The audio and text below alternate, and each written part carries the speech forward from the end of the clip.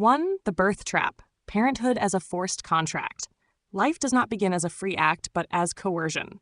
None of us chose to enter this world. Parenthood is often portrayed as a gift of life, yet in truth, it is a trap, an unavoidable entrance into a play we never agreed to perform in. From birth onward, we are woven into dependencies, expectations, and systems that shape us before we can even say, I. Parents are not only those who nurture and protect, they are also gatekeepers to a world in which suffering is inevitable. Birth thus becomes the first violation, an entry without consent, a plunge into a web of conditions that permeates our entire existence. What we call love is at the same time attachment and constraint. The child receives not only care, but also the weight of projections. It is not free. It is already indebted to expectations, hopes, and unspoken obligations. Parenthood is therefore less a selfless gift than a contract without agreement, a chain no one dares to cut. The birth trap marks the first step into unfreedom. 2. The comedy of insincerity. Once the birth trap has cast the human being into the first prison, a comedy unfolds on the stage of everyday life whose tragedy is hard to surpass. The comedy of insincerity. Almost as soon as a person can speak, they learn not to say what they truly think. As soon as they can act, they must pretend to be someone they are not. This insincerity is not an individual flaw, but the basic condition of social life. It stretches like an invisible net through work, leisure, family, partnership. In short, through every scene of existence. This performance is especially visible in the so-called beautiful moments of life. People go on vacations, smile for the camera, drink wine on the beach, and yet inside there often remains an emptiness, a sense that all of this is merely decoration. One plays the role of the happy person because it is expected, because everyone else plays the same role. The vacation, which promises liberation, becomes a stage where insincerity shines most brightly. Joy is displayed where exhaustion reigns. Love is shown where indifference waits. Fulfillment is acted out where boredom gnaws. The same comedy rules the workplace. The employee smiles at the boss while feeling contempt inside. The salesperson praises products they would never buy themselves. The teacher preaches values they no longer believe in. Insincerity is not the exception. It is the rule. It is the lubricant without which the machine of society would not run. If everyone spoke honestly for just one day, the entire order would collapse. But insincerity does not stop at public scenes. It creeps into the most intimate spaces, into relationships, friendships, even into bed. Even sexuality, so often celebrated as the last refuge of honesty, is ruled by masks. People perform passion, devotion, strength, or vulnerability, always within a choreography they have learned. True nakedness, emotional as well as physical, remains rare. Even in the act that promises fusion, the human being remains an actor. The horror of this comedy lies not only in the lie, but in becoming accustomed to it. People live in roles so long that they begin to mistake them for themselves. They believe in their smile, although it is mechanical. They believe in their enthusiasm, although it is forced. They believe in their love, although it has become a function of habit. The mask turns into skin, and eventually it becomes impossible to tell where the actor ends and the character begins. Thus, insincerity reveals a double tragedy. On the one hand, it destroys any possibility of genuine encounter, because no one ever shows their true self. On the other hand, it keeps society alive, because without it, the facade would crumble instantly. It is a comedy that must be played forever, because otherwise the play would end, and with it the fragile order of the world. Humans laugh because they have to, not because they want to. Insincerity is the stage on which humanity performs its absurd theater. Part 3. The mirage of happiness. Happiness is the most glittering promise of our culture.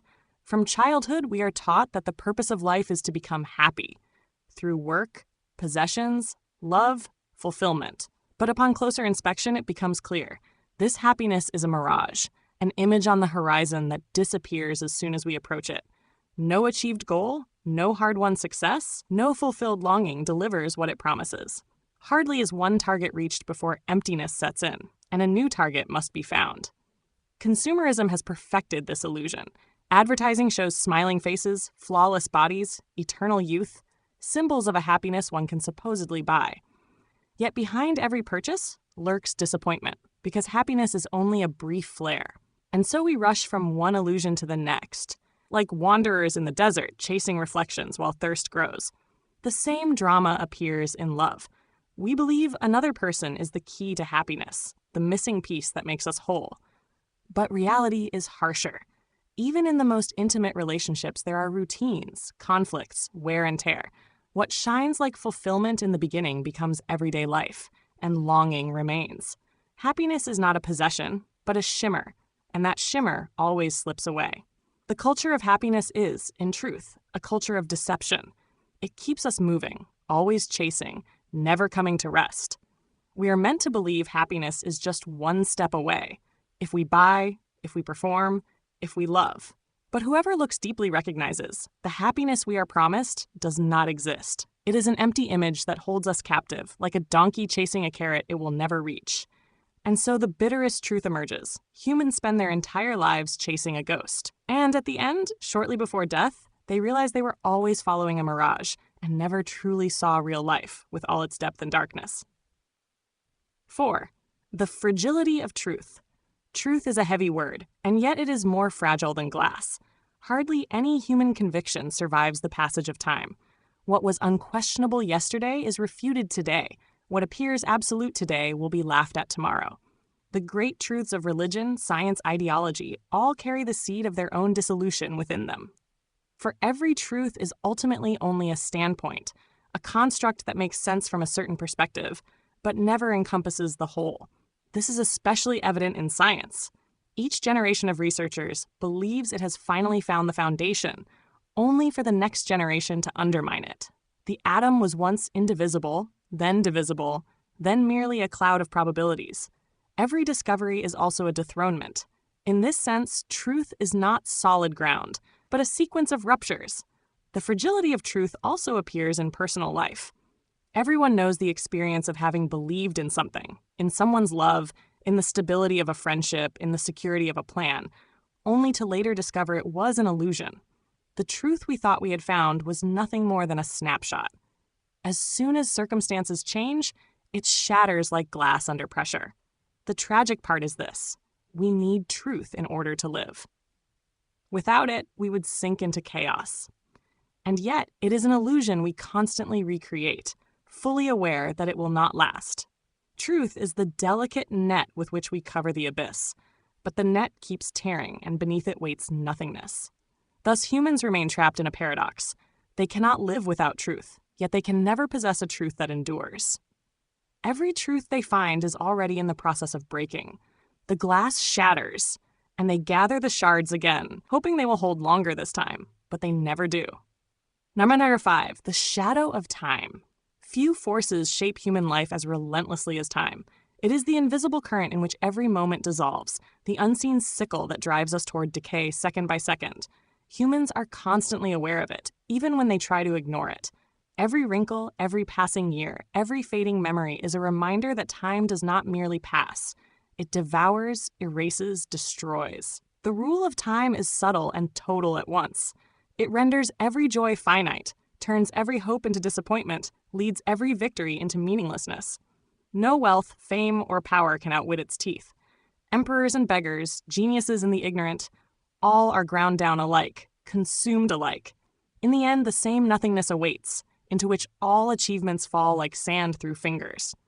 But the cruelest aspect of time is not only that it takes everything, it also structures life itself. We measure our existence in days, years, decades, and believe in progress, movement, development. Yet what we truly experience is uniform decay, permanent loss. Childhood ends, youth fades, maturity tips into old age, and old age is merely the prelude to death. Time is not our companion. It is our executioner, and the clock is the gallows where each ticking strike tightens the noose. Philosophically, time is the most perfidious illusion of all. We experience it as forward motion, but in truth it is only a cycle of birth, growth, decay, death. Like a millstone, it grinds all existence into dust, and precisely through this, it creates the compulsion to act, to strive, to possess. We run because we know we are running out. We accumulate things because we know they will soon be taken. We love desperately because we feel that even love decays. Time drives us, and at the same time devalues us. This becomes especially tragic in retrospect. Everyone knows the experience of looking at old photos, revisiting childhood places, hearing the voices of the dead in memory. Each time, the brutal truth appears. Time has not only taken people, it has also transformed us. We are no longer who we once were. The person in the photo is a stranger who happened to carry our name. Time destroys identity as surely as it destroys bodies. It is existence's greatest erasure program. The shadow of time lies over everything. It is unavoidable, inescapable, absolute. Humans may build cities, invent technologies, found empires, and yet everything will pass away. The universe itself obeys this law. As stars extinguish, galaxies collapse, and even the smallest particles lose their order. Time is not the frame of life. It is its downfall. And so one realizes that life is, in truth, only a postponement, a brief grace period between two nullities. Whoever looks deeply sees that death is not our greatest enemy, but time itself. That invisible mill that grinds us relentlessly until nothing remains but dust in the wind.